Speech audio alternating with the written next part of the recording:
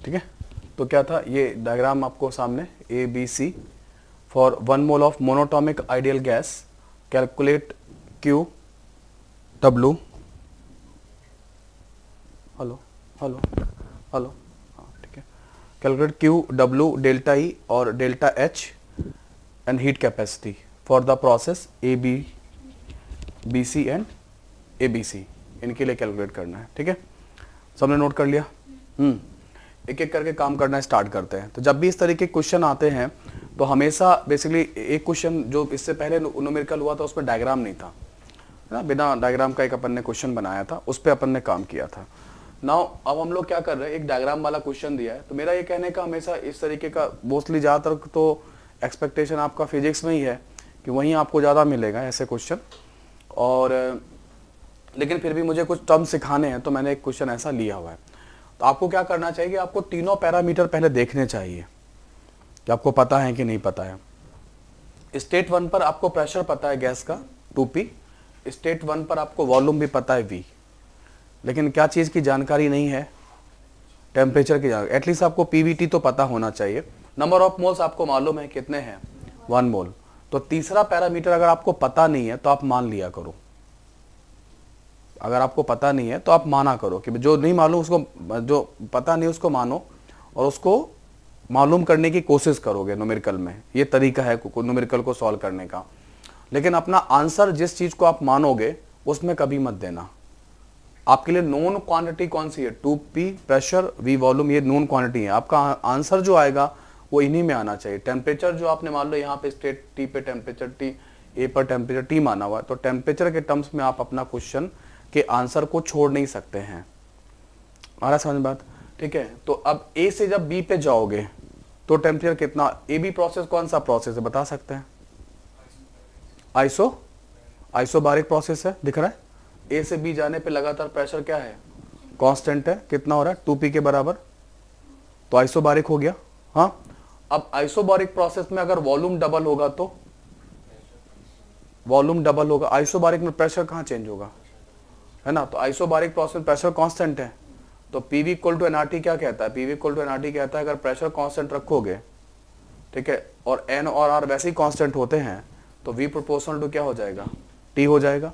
तो volume double करोगे तो टेम्परेचर भी डबल हो जाएगा, तो B पॉइंट पर टेम्परेचर क्या हो जाएगा, 2T हो जाएगा।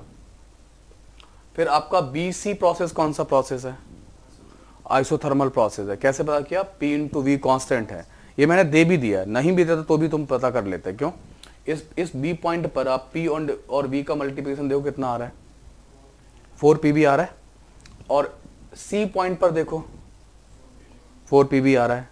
तो P1V1 बराबर P2V2 है, और P1V1 बराबर P2V2 किस प्रोसेस में होता है, आइसोथर्मल प्रोसेस में होता है। आ रही बात समझ में, है ना, इस तरीके से।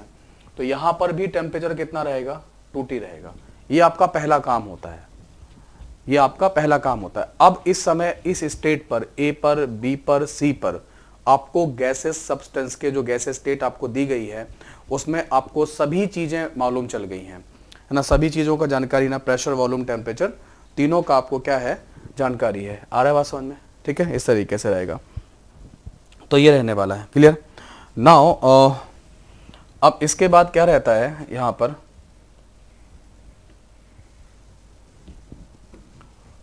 कि सबसे पहले हम लोग स्टार्ट करेंगे किसको, AB प्रोसेस पे काम करना शुरू करेंगे। सॉल्यूशन बना रहे हैं इसका, और AB प्रोसेस के लिए काम करना शुरू करेंगे।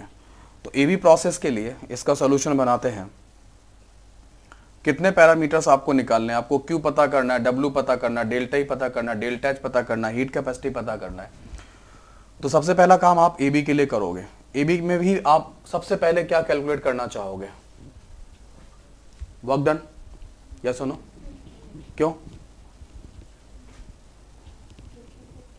हाँ, प्रोसेस पता है आपको, कौन सा प्रोसेस है, आइसोबारिक प्रोसेस है। वर्क डन कैसा फंक्शन है, स्टेट फंक्शन है, पाथ फंक्शन है, पाथ फंक्शन है। तो पाथ तो देखोगे ना किस पाथ से जा रहा है, और वो पाथ आपने कौन सा देख लिया, हाँ, वर्क डन का वो आइसोबारिक पाथ है, प्रेशर कांस्टेंट है। तो प्रेशर अगर कांस्टेंट है, तो प्रेशर कांस्टेंट होगा तो वर्क डन का फॉर्मूला क्या बन जाएगा बोलो, माइनस P डेल्टा V बन जाएगा, इंटीग्रेशन साइन से बाहर आ जाएगा। तो P की वैल्यू कितनी है, P delta V, P gas लिख देना यहाँ पे, ज़्यादा बेटर रहेगा, कितनी है पी की वैल्यू, हाँ 2pb, 2p के बराबर है, तो ये 2p हो जाएगा पी की जगह प्रेशर, और वॉल्यूम v2 माइनस v1 करोगे तो माइनस 2p, v2 कितना है 2v, और ये v हो जाएगा, तो माइनस आंसर कितना माइनस 2pv, ये वर्क डन आ गया भाई।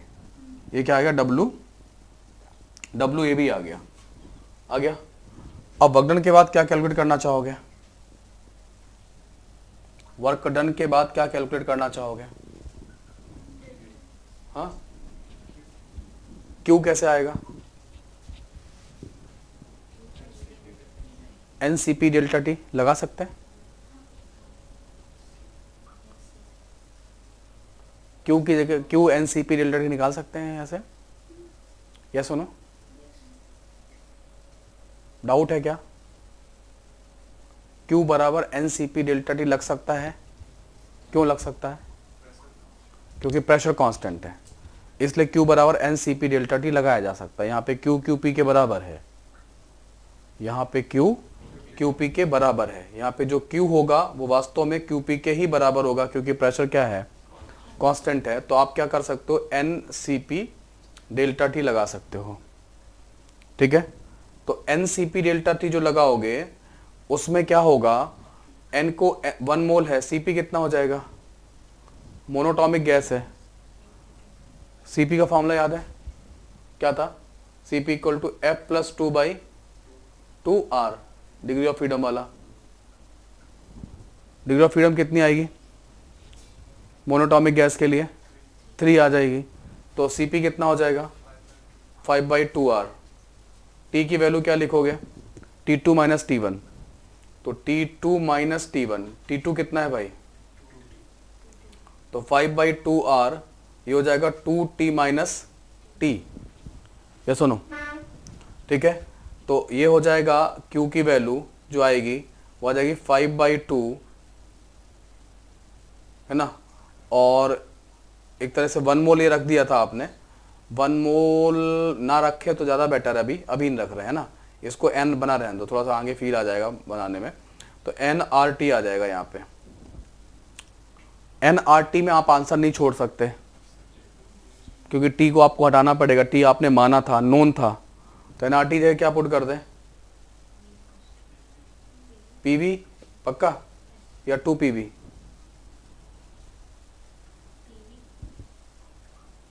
PB या 2PV,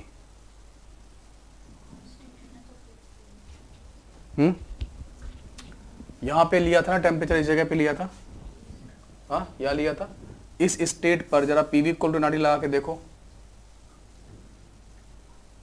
इस जगह पे E पे जरा PV इक्वल टू NRT लगा के देखो, हाँ तो इस स्टेट का प्रेशर और इस स्टेट का वॉल्यूम, तो इस स्टेट का प्रेशर कितना है 2P, और इस स्टेट का वॉल्यूम कितना है V, और नंबर ऑफ मोल कितने, तो NRT ऐसे आएगा। तो इस क्वेश्चन में जो है, इस क्वेश्चन में क्या हो रहा है, 2PV इक्वल टू कितना है NRT है, ऐसा नहीं कि बस आपने एकदम से जो है ना बस NRT देखा उसकी जगह PV लिख दिया, है ना, ऐसा नहीं करना है ना, इस तरीके से नहीं देखना कि NRT देखा और PV लिख दिया। देखो NRT का मतलब क्या है, PV इक्वल टू NRT का मतलब है उस समय प्रेशर, उस स्टेट पर प्रेशर, उस स्टेट का वॉल्यूम, उस स्टेट का number of moles R into T। तो उस स्टेट पे प्रेशर क्या था 2P के बराबर, आ रहा है बात समझ में, ठीक है। तो इस तरीके से रहेगा, तो यहाँ पे कितना पुट करोगे 2PV पुट करोगे, तो 2 से 2 खत्म हो जाएगा, तो Q की वैल्यू QAB क्या आ जाएगा 5PV आ जाएगा भाई।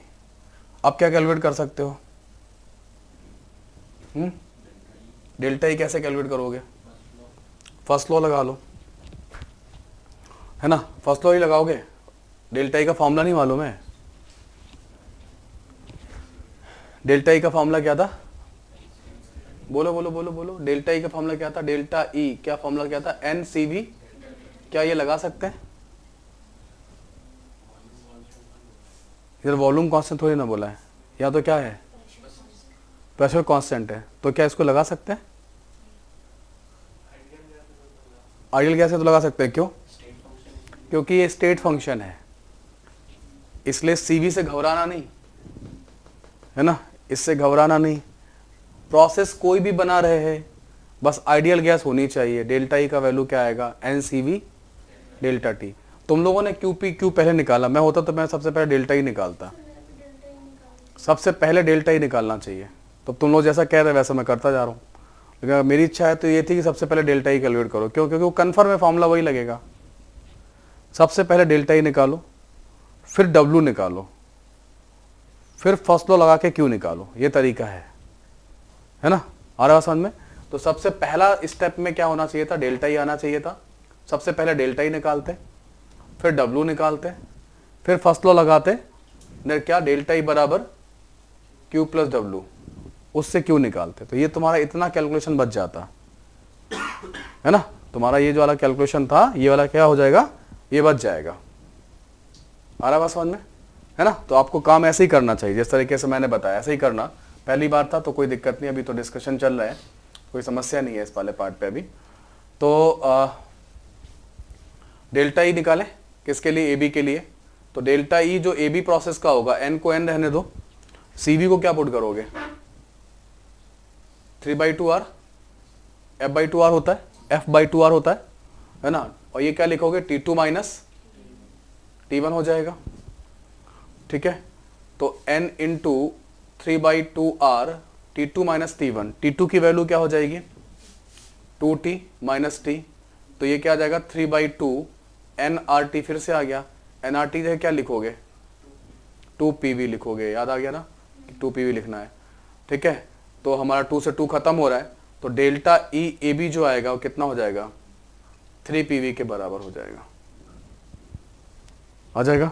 या फिर अगर आप कहते सर फर्स्ट लॉ लगा लो, क्योंकि आपने ये किया है, तो अगर आप फर्स्ट लॉ लगाते तो क्या लिखते, डेल्टा ई बराबर क्यू प्लस डब्ल्यू, यही लिखते। तो क्यू कितना निकाला है आपने, कितना निकाला है, 5PV, और डब्ल्यू कितना था, माइनस का 2PV, कितना आ गया, 3PV।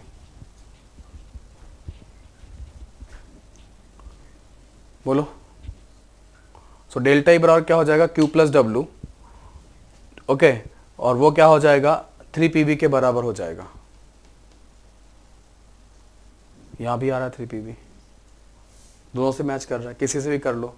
इसका मतलब अगर यहां से FLT तो गलत नहीं है ना, ये तो सही है, और ये भी सही है, तो ये भी सही है ना। तो मैं जो बात बोल रहा हूं कि डेल्टा ई बराबर NCV डेल्टा टी सब जगह लगा सकते हैं, तो सही बोल रहा हूं ना, है ना। तो तुम लोग गड़बड़ तो नहीं करोगे एग्जाम में, बहुत आसान है। थर्मोडायनेमिक्स में अगर आपने कॉम्प्लिकेशन किए तो इतना कॉम्प्लिकेटेड साइंस है ना कि आप मतलब परेशान हो जाओगे।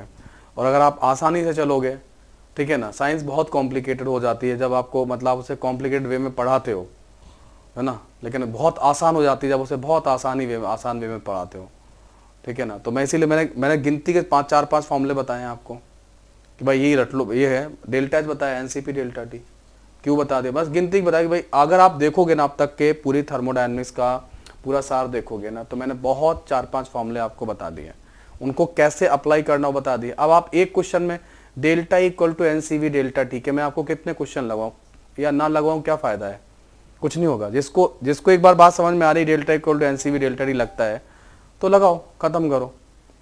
एक से सीख जाओ या 1000 से सीख जाओ, आएगा तो वही यार, सिखाने का क्या है, एक उतना ही सही आएगा, ठीक है। उस तरीके से कल मेरा एक स्टूडेंट आया था, वो यहाँ पे भी LN में टॉप बैच में है, जिसको मैंने 11th में CP में पढ़ाया था।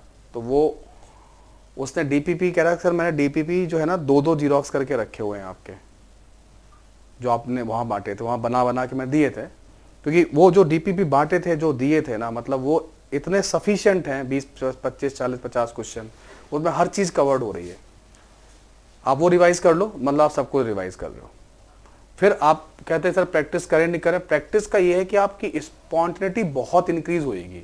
अगर आप नहीं भी करोगे ना तो 30-40 क्वेश्चन आपको एग्जाम क्वालिफाई करा देंगे, ये पक्की बात है। लेकिन आप करोगे ज़्यादा तो फिर आपको क्या होगा, क्विकनेस जो है आपकी वो फटाफट वो भी बनती है, वो वाली बात है, वो प्रैक्टिस से बनेगा, है ना। तो ध्यान रखो, थोड़ा सा चेंज होगा। Now what about delta H, delta H का फॉर्मूला, हाँ डेल्टा एच का फॉर्मूला क्या था, NCP डेल्टा टी। यहाँ तो फॉर्मूला प्रेशर भी कांस्टेंट दिख ही रहा है ना, यहाँ तो लग ही जाएगा। लेकिन डेल्टा एच का फॉर्मूला अगर नहीं भी होता प्रेशर कांस्टेंट, तो भी हम लोग क्या लगाते हैं, NCP डेल्टा टी लगा देते हैं। या सुनो, तो एनसीपी डेल्टा टी आप यहां लगा चुके हो। और कांस्टेंट प्रेशर प्रोसेस में मैंने एक बात और बताई थी, क्या? Q equal to delta H होता है। वैसे Q बराबर नहीं होता डेल्टा एच के, Q अलग चीज है, डेल्टा एच अलग चीज है, लेकिन कांस्टेंट प्रेशर कंडीशन में Q डेल्टा एच के बराबर आता है। तो आपको 2 बार कैलकुलेट करने की जरूरत नहीं है अगर प्रेशर कांस्टेंट है तो आपने एक बार Q जो कैलकुलेट किया है वही क्या हो जाएगा, एनसीपी डेल्टा टी हो जाएगा। तो यहाँ पे कितनी वैल्यू आने वाली है इसकी, 5 पीवी के बराबर, और ये किसके बराबर हो जाएगा, क्यू ए बी के बराबर हो जाएगा। तो मैंने वहां पे जो डेफिनेशन दिया था कि heat added at constant pressure nothing but the change in enthalpy, वो सही हो गया। भाई आपने क्या किया, आपने ये बोल दिया, तो मैंने भी सोचा, मैंने कहा एक बार तो मुझे, नहीं तो मैं यहाँ करना पड़ता मेरे को, भाई मुझे एनसीपी डेल्टा टी की वैल्यू एक बार आपको बतानी पड़ती, चाहे मैं डेल्टा एच में बताता, है ना, या फिर मैं क्यू, भाई अगर मेरे रास्ते से चलते तो मैं क्या करता, पहले डेल्टा ही बताता, फिर डब्लू बताता, फिर क्यू निकालता, तो क्यू की वैल्यू कितनी आती, 5 पीवी आ जाती। फिर मैं डेल्टा से निकालता, डेल्टा में एनसीपी डेल्टा टी कैलकुलेट करके फिर से 5 पीवी प्रूव करता और बोलता कि डेल्टा एच क्यू के बराबर है। आपने पहले करवा लिया इस काम को, तो वो भी बात सही है, डेल्टा एच इक्वल टू कितना, एनसीपी डेल्टा टी है, और एनसीपी डेल्टा टी किसके बराबर आएगा, क्यू के बराबर ही आएगा। तो डेफिनेशन क्लियर हो रही है। गो विद द डेफिनेशन, जो डेफिनेशन यूनिवर्सल है, डेफिनेशन किसी भी बुक में किसी भी कंट्री में सेम है। जो स्टूडेंट साइंस की डेफिनेशन को जितने, क्योंकि डेफिनेशन यूनिवर्सल, उसका कोई एक्सेप्शन नहीं होता। आप जितना प्रॉपर तरीके से डेफिनेशन से जाओगे उतना अच्छे तरीके से आपके क्वेश्चन सॉल्व होंगे। ठीक है, नाउ अब हम लोग बात करते हैं, जो ये हमारा काम किस पे खत्म हो गया, बोलो। ये हमारा काम खत्म हो गया, ए बी पे खत्म हो गया, है ना। Now can we go for BC process. चलिए, बीसी प्रोसेस सबसे पहले क्या निकालना चाहोगे मेरे पॉइंट ऑफ व्यू से, डेल्टा ई। तो डेल्टा ई की वैल्यू क्या आएगी बताओ, N C V delta T, यही आएगी। तो यहां पे क्या पुट करोगे, डेल्टा टी कितना पुट करोगे, 0 पुट करोगे, क्यों, आइसोथर्मल प्रोसेस है, तो डेल्टा टी 0 पुट कर देना, डेल्टा ई क्या आ जाएगा, 0 आ जाएगा। एक बात ध्यान देना, यहाँ वॉल्यूम बदल रहा है कि नहीं बदल रहा है, बदल रहा है, फिर भी आप ये फॉर्मूला लगा सकते हो, बिल्कुल लगा सकते हो, क्योंकि इंटरनर्जी क्या है, स्टेट फंक्शन है, इसलिए फॉर्मूला लगाया जा सकता है, सब जगह वैलिड है, बस क्या देखना है, आइडियल गैस देखना है। फिर क्या कैलकुलेट करोगे, फिर क्या कैलकुलेट करोगे, वर्क डन कैलकुलेट करोगे। वर्क डन का फॉर्मूला WBC के लिए माइनस NRT/ln V2/V1, ये करोगे, है ना। तो ये वाला जो फॉर्मूला है यहाँ पर, इसके लिए जब आप यूज करते हैं WBC जो यूज करोगे, है ना,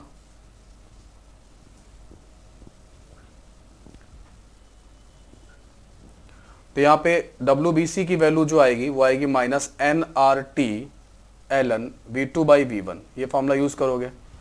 अब टेम्परेचर तो आपको पता नहीं है तो 2T, है ना, उसकी जगह पे बेटर है क्या पुट कर, ये एक मिनट रुकना, एक मिनट WBC जो होगा, आप इसको ऐसे समझिए, यहाँ पे भी एक गड़बड़ हो सकती है, फॉर्मूला NRT लिखोगे पे T लिख जाओगे, तो T मत करना, NR यहाँ पे कितना पुट करना,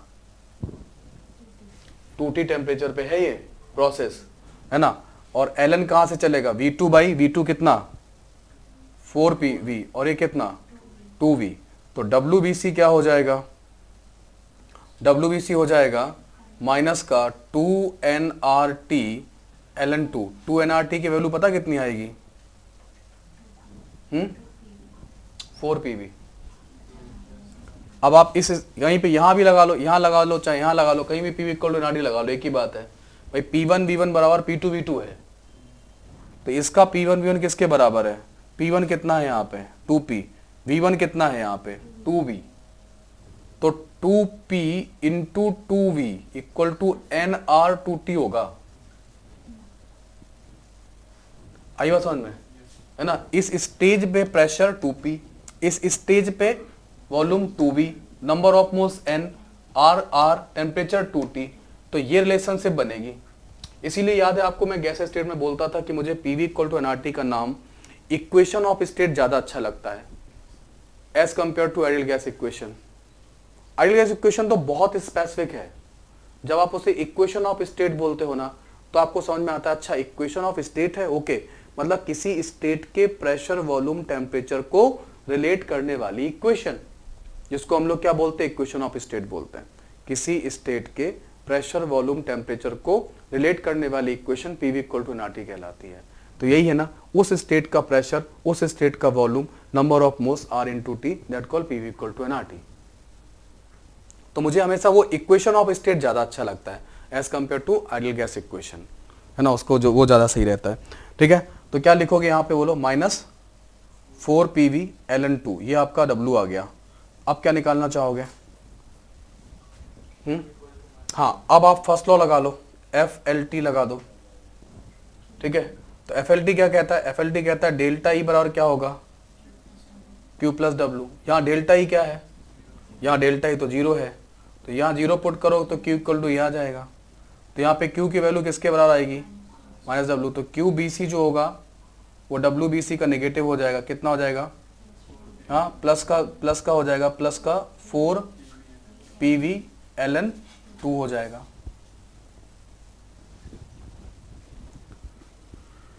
क्या सुनो, ठीक है, तो इस तरीके से रहने वाला है। ठीक, तो क्या क्या निकल के आ गया, डेल्टा ई आ गया, W आ गया, Q आ गया, अब क्या बचा, डेल्टा H बचा, है ना। तो इसको हटा रहा हूं मैं, इस लैंग्वेज को यहाँ हटा रहा हूं और इसको यहाँ पे लिखते हैं। तो डेल्टा H निकालना है, डेल्टा H किसका निकालना था, हाँ डेल्टा H निकालना था इसका, डेल्टा H BC का क्या आएगा, NCP डेल्टा T। तो N का वैल्यू N रहने दो, CP की पुट यहाँ पे डेल्टा T कितना पुट कर दो, 0, क्या आ जाएगा, 0 आ जाएगा। फिर एक और निकालना था हीट कैपेसिटी BC का, वो क्या होगा, QAB अपॉन QBC अपॉन, यही था हीट कैपेसिटी, यस और नो।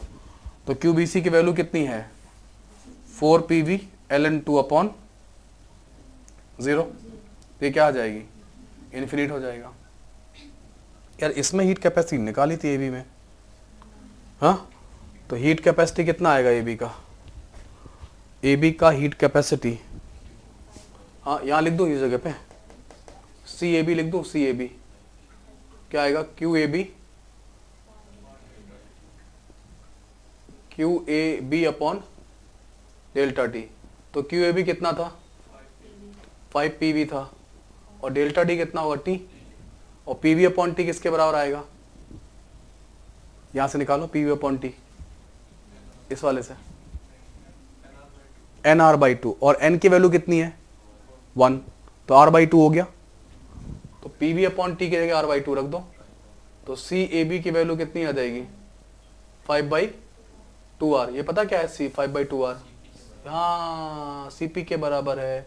क्यों हुआ CP के बराबर, यस, कांस्टेंट प्रेशर पर 1 मोल गैस को जो आप टेम्परेचर राइज कराओगे, वो हीट कैपेसिटी जो बनेगा वो तो मोलर हीट कैपेसिटी CP के बराबर ही आएगा। वैसे CCP के बराबर नहीं होता है ना, CCP, लेकिन प्रेशर कांस्टेंट और CCP बन जाएगा, और वॉल्यूम कांस्टेंट होता तो CV बन जाता। वैसे C, CP, CV सब अलग अलग चीजें हैं, लेकिन आप कंडीशन बनाते जाइए, जैसे ही CCB बनेगा QQB बनेगा, जैसे ही CCP बनेगा QP बने, बना तो था, जैसे ही CCP बना तो QQP बना, और QP इक्वल टू NCP डेल्टा T बनाया। Pressure constant QP delta H के बराबर आ जाएगा, Q डेल्टा H के बराबर होता है। डेफिनेशन को लिंक करो जो बता रहा हूं, है ना, मैं बता रहा हूँ थर्मोडायनामिक्स से एक न्यूमेरिकल काफी है, 1 न्यूमेरिकल इज सफिशिएंट। मतलब मुझे नहीं लगता शायद मैंने कभी लगाए हूँ, मतलब मैंने कभी ऐसा नहीं हुआ कि मैं मतलब लेके बैठा हूँ कि मतलब 50 न्यूमेरिकल आज थर्मोडायनामिक्स के लगाऊंगा, कभी नहीं हुआ, कभी नहीं हुआ, मतलब, और हर न्यूमेरिकल सॉल्व किया, कर सकता हूँ।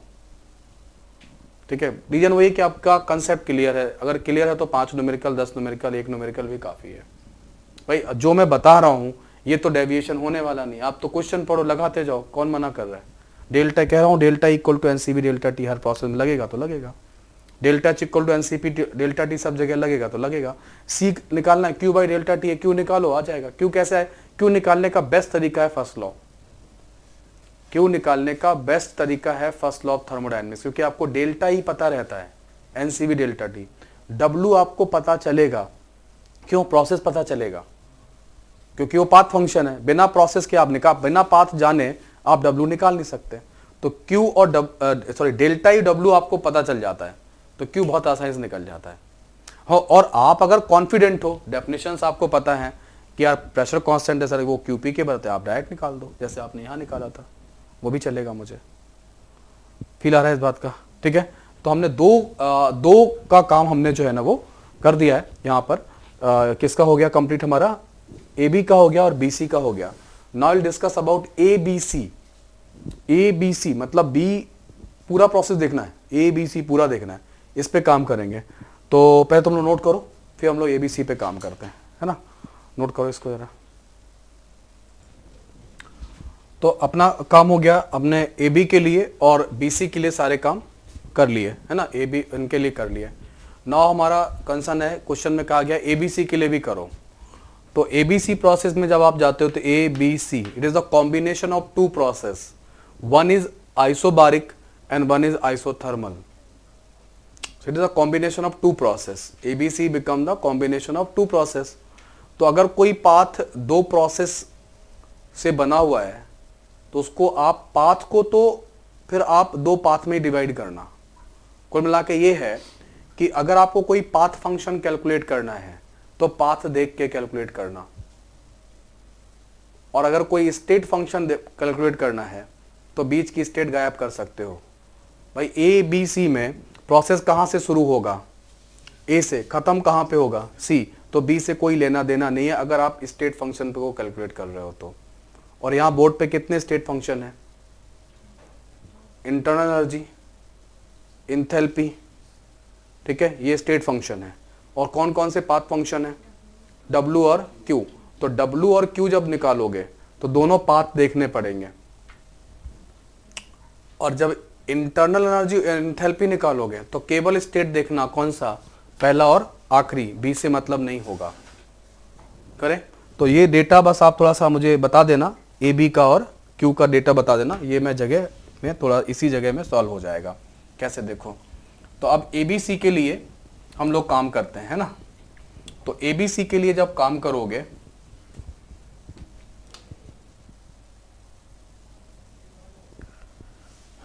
तो ए बी सी प्रोसेस के लिए जब काम करोगे तो W जो होगा, W ए बी सी जो होगा वो W A B plus W B C होगा। Can you understand?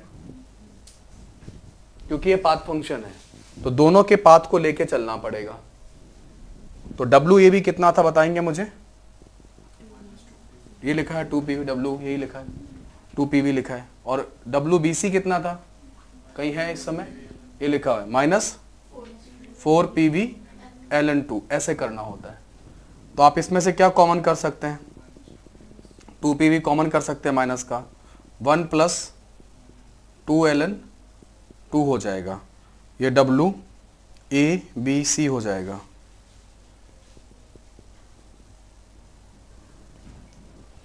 ठीक है, what about Q A B C? तो क्यू ए बी सी जो होगा वो भी, क्यू क्या है? पाथ फंक्शन है, तो ये भी पाथ का समेशन ही आएगा, Q A B plus Q B सी।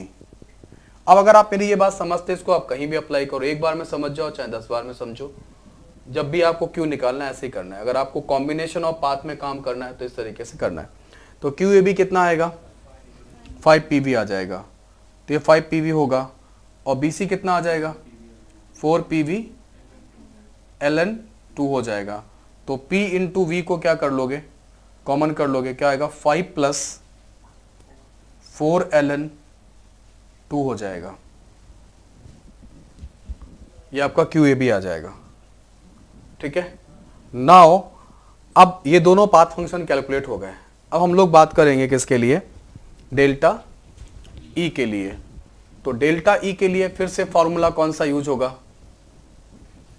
हाँ बिल्कुल यूज करो, कोई समस्या नहीं है। डेल्टा E बराबर NCV डेल्टा T, बिल्कुल यूज कीजिए। तो डेल्टा E बराबर, अब क्या लिख रहे हो? A B C लिख रहे हो भाई, है ना? और क्या लिखोगे N C V delta T, तो ये हो जाएगा डेल्टा ई ए बी सी जो होगा सी वी की वैल्यू 3/2 आर, आर में अगर आर की बात करें अब आ गया, अब डेल्टा टी क्या लिखोगे, डेल्टा टी लिखोगे T C minus T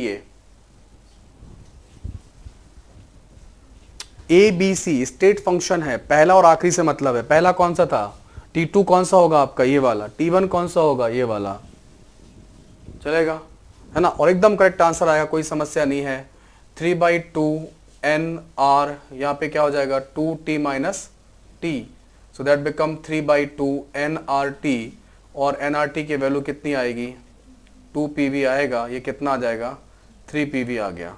sometime student says कि सर अगर हम जोड़ के लाते तो भी 3 पीवी तो आता, क्यों पहले ए बी का कितना आया था, ए बी का डेल्टा ई कितना आया था 3 पीवी आया था, ए बी का डेल्टा ई कितना 3 पीवी आया था, ठीक है, और बी सी कितना डेल्टा ई है 0, तो दोनों को जोड़ो कितना आ जाएगा 3 पीवी आ जाएगा। चांस की बात है आ रहा है, हमेशा नहीं आएगा, यहाँ वो दूसरे वाले का 0 हो गया है ना, इसलिए ऐसा लग रहा है आपको, है ना, बट आप आंसर नहीं मिला रहे हो, आपको कंसेप्ट समझना है, तो आप तो ऐसे ही करोगे, आ गया बराबर आ जाने तो कोई दिक्कत नहीं, आप तो स्टेट फंक्शन वाली प्रॉपर्टी लगाओगे, ठीक है। अब क्या बचा हमारा डेल्टा एच बचा, तो डेल्टा एच जो आएगा वो कैसे आएगा, नहीं अगर आपको ऐसा लगता है कि सर का डेल्टा ही ठीक नहीं आ रहा है तो आप फर्स्ट लॉ लगा के देख लो, अगर मैं ये बात गलत बोल रहा हूं कि ऐसे आएगा तो आप FLT लगा के देख लो, तो डेल्टा ई अगर आप FLT लगाओगे तो वो क्या लिखेगा delta E A B C equal to Q A B C plus W A B C, ये आपके सामने लिखे हुए हैं देख लो, ये क्या लिखा है क्यू ए बी सी लिखा हुआ है और ये डब्ल्यू ए बी सी लिखा है, आप जोड़ के देख लो, ये तो माइनस है ये प्लस है उतना ही, ये तो कैंसिल हो रहा है, ये माइनस का 4 PV/LN2 है, ये प्लस का 4 PV/LN2 है, ये कैंसिल हो रहा है, ये देखो कितना है 5 PV और माइनस 2 कितना बचेगा, तो 3 PV तो आ रहा है। अगर आप फर्स्ट लॉ भी लगाओगे और वैल्यू पुट करोगे तो भी कितना आएगा, तो मैं गलत तो नहीं किया हूं TC माइनस TA करके, उसी से आंसर आ रहा है। तो स्टेट फंक्शन जब भी होगा तो आपको बीच की स्टेट की चिंता नहीं करनी है, ABC ऐसे करके, जब भी कोई प्रोसेस दो प्रोसेस का कॉम्बिनेशन होगा तो स्टेट फंक्शन में बीच की पॉइंट को हटा दो और पाथ फंक्शन में बीच दोनों को ऐड के काम कर लो, ठीक है, इस तरीके से। नाउ अब हम लोग क्या करेंगे, क्यू ए बी सी हो गया, डेल्टा एच निकालेंगे, तो डेल्टा एच क्या आ जाएगा बताओ, NCP डेल्टा टी आएगा, ये किसकी बात कर रहा हूं मैं, ABC के लिए बात कर रहा हूं, ठीक है। तो डेल्टा एच जो होगा ABC का वो क्या होगा N इंटू 5/2R, और क्या लिखोगे TC माइनस TA, तो डेल्टा एच की वैल्यू क्या आ जाएगी ABC के लिए N 5/2, यहाँ जगह नहीं बची, मैं आगे लिख देता हूँ ऊपर, इसको हटा देता हूँ मैं ना, ये नोट तो हो ही गया था ना तुम लोग,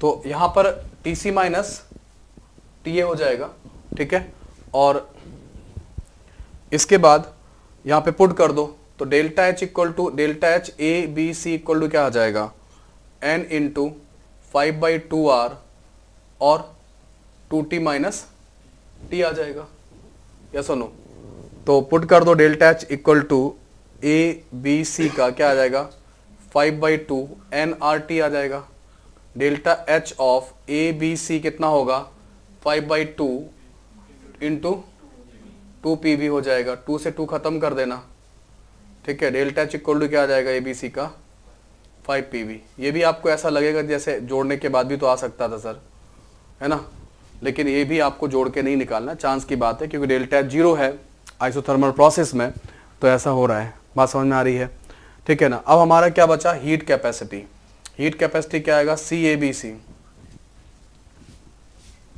ठीक है, हीट कैपेसिटी भी कैसा फंक्शन होगा, पाथ फंक्शन ही होगा भाई, C का CP/CV अलग अलग होता है नहीं होता है, तो प्रेशर कांस्टेंट होता है तो अलग आता है वैल्यू, और वॉल्यूम कांस्टेंट तो अलग वैल्यू आता है, इसका मतलब पाथ पे डिपेंड करता है ना।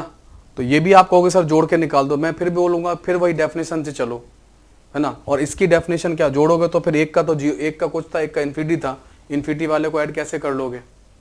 तो इसलिए क्या डेफिनेशन से चलते हैं। डेफिनेशन से क्या होगा, Q A B C upon delta T कर ले, बेस्ट है, यही डेफिनेशन है क्यू बाई डेल्टा टी। ये डेफिनेशन है हीट कैपेसिटी का, क्यू बाई डेल्टा टी होता है सी, है ना। और क्यू किसका पुट करोगे, क्योंकि एबीसी पे काम करो तो एबीसी का पुट करो क्यू। तो एबीसी का जो सी एबीसी आएगा उसमें क्यू एबीसी कितना होगा, हाँ ये लिखा हुआ है Q ABC P V times of 5 plus 4 ln2, है ना, 5 प्लस 4 ln2 था, 5 प्लस 4 ln2, और डिवाइड क्या होगा T C minus T A, ये होगा देखो सी ए बी सी क्या होगा, P V plus 5 plus 4 ln2, और डेल्टा डी क्या होगा T C minus T A, है ना। स्टार्ट कहाँ से किया था, ए से, खत्म कहाँ किया सी पे, तो T2 माइनस T1 होगा। और TC माइनस TA की वैल्यू कितनी है, T है, तो ये हो जाएगा P V times of 5 plus 4 ln2 divide by T. TC कितना था 2T, और ये कितना था T, तो ये T आ जाएगा। PV अपॉन T कितना लिखा था अपन ने, याद है, NR/2, और N की वैल्यू कितनी थी 1, तो N को 1 पुट कर देना। तो यहाँ पे क्या होगा CABC जो होगा वो क्या होगा R/2 times of 5 plus 4 ln2। जबकि अगर आपने वो सब करना शुरू किया ऐड वैड तो गड़बड़ा जाओगे। इसीलिए मैं कह रहा हूँ जैसा डेफिनेशन कहता है ना, जो डेफिनेशन कहता है वो करो, कभी कोई गड़बड़ नहीं होने वाली है। कोई डाउट हो तो बताओ किसी भी चीज़ में, है ना। तो ये क्वेश्चन का जो डिस्कशन है ये आपको सारे जो मैंने फॉर्मूले बताए हैं उन सब का एक रिवीजन आ जाता है ना, एक चीज़ तरीके से। तो अपनी क्लास में 3 से 4 एक देखा है तो इसके 3 पार्ट है, काफ़ी हो गए, और पहले भी मैंने दो तीन न्यूमेरिकल करा दिया आपको। तो इस तरीके से आप काम करोगे, आगे समझ में बात, है ना। तो ये कर लो इस तरीके से, इनको नोट करो, फिर हम लोग आगे बढ़ते हैं इस पर।